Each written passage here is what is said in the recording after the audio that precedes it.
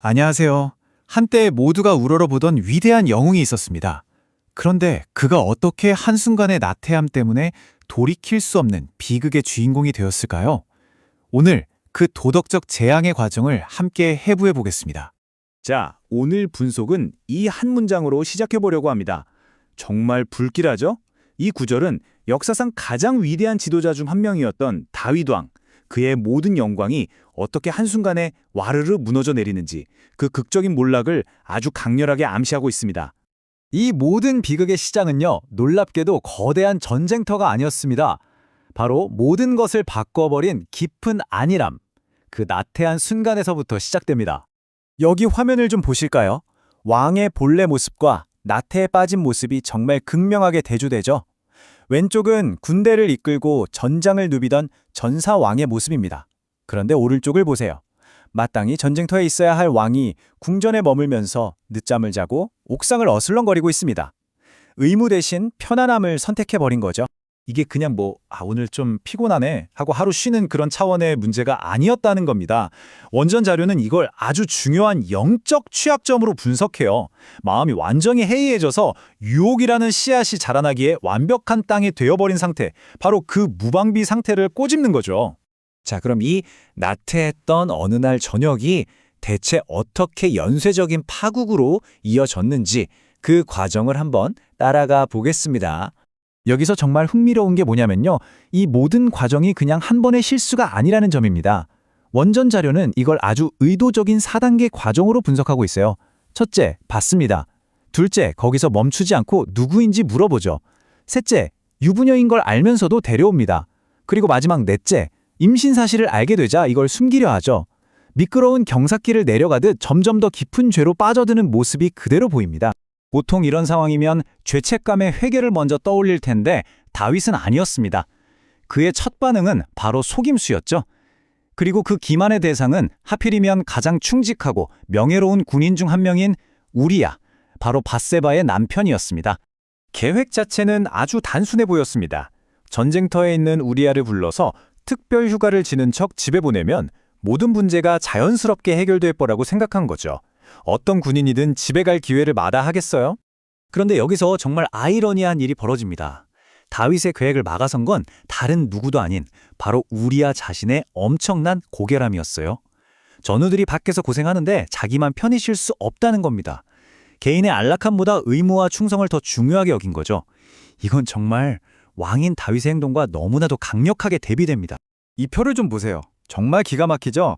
왕은 어떻게든 자기 욕망을 채우고 죄를 덮으려고 온갖 속임수를 쓰는데 그의 부하인 군인은 끝까지 자신의 의무와 명예를 지킵니다. 누가 진짜 왕다운 모습인지 생각하게 만들죠. 이 둘 사이에 벌어진 도덕적 간극이 한눈에 보입니다. 자기 꾀에 자기가 넘어간 셈이죠. 우리아의 고결함 때문에 은폐 시도가 실패하자 다급해진 다윗은 이제 정말 돌이킬 수 없는 강을 건너게 됩니다. 다윗이 펜을 듭니다. 아주 단순한 행동이죠. 하지만 이 종이 위에 쓰인 잉크에는 자신의 죄를 덮기 위해 충성스러운 부하의 피를 흘리게 하려는 정말 끔찍하고 냉혹한 계획이 담겨 있었습니다.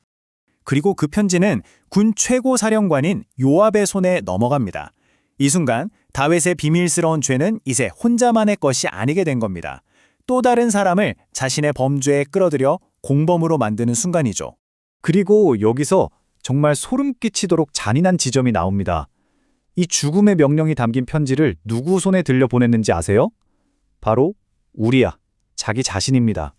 우리야는 왕의 신임의 증표라고 믿으며 자신의 사형 선고서를 직접 배달하고 있었던 겁니다. 명령의 내용은 이렇습니다. 가장 치열한 전투에 우리야를 밀어놓고 동료들은 뒤로 빠져서 혼자 죽게 만들라는 것. 정말 충격적이죠. 한때 백성을 지키는 목자였던 왕이 이제는 전쟁을 개인적인 살인을 위한 도구로 사용하고 있습니다. 자, 우리아는 그렇게 계획대로 죽었습니다. 그럼 다윗의 마음은 어땠을까요? 원전은 여기서 잠시 이야기를 멈추고 다윗의 양심과 내면이 어떻게 망가졌는지를 깊이 파고듭니다. 이건 완전한 내적 붕괴라고밖에 할 수 없어요. 의로운 왕은 온데간데 없고 잔인하고 무자비하고 기만적인 한 남자만 남은 겁니다. 보세요. 의무를 버리고 눈은 욕정으로 가득 차고 자비 대신 잔인함을 택했죠. 심지어 우리아가 죽었다는 소식을 듣고 죄책감이 아니라 안도감을 느꼈다고 합니다.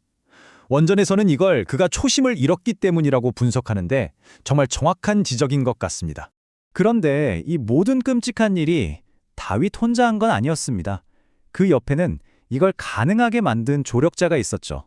바로 장군 요압입니다. 여기서 사악한 섬김이라는 아주 중요하고 무서운 개념이 등장합니다. 사악한 섬김. 이게 뭘까요? 쉽게 말해서 잘못된 명령인 걸 알면서도 그냥 따르는 충성을 말하는 겁니다. 옳고 그름, 신의 법이나 도덕 같은 것보다 눈앞에 있는 인간 리더의 말이 더 중요해지는 순간 그 충성은 악의 도구가 되어버리는 거죠. 그럼 요압은 왜 이 부당한 명령에 복종했을까요? 첫째, 출세주의. 자기 자리를 지키는 게 정의보다 중요했던 겁니다. 둘째, 신의 법보다 왕의 법을 앞세웠죠. 그리고 마지막으로 나중에 이 일로 어떤 심판을 받을지에 대한 두려움이 전혀 없었습니다. 바로 이런 이유 때문에 원전 자료는 요압을 간접적인 살인자라고까지 부르는 겁니다. 하지만 사람이 아무리 완벽하게 범죄를 계획하고 숨기려 해도 하늘은 알고 있었습니다. 다윗이 행한 그 일이 여호와 보시기에 악하였더라.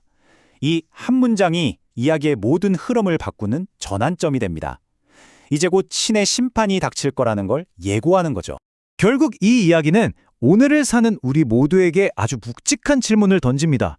충성과 공모, 그 경계는 대체 어디에 있을까요?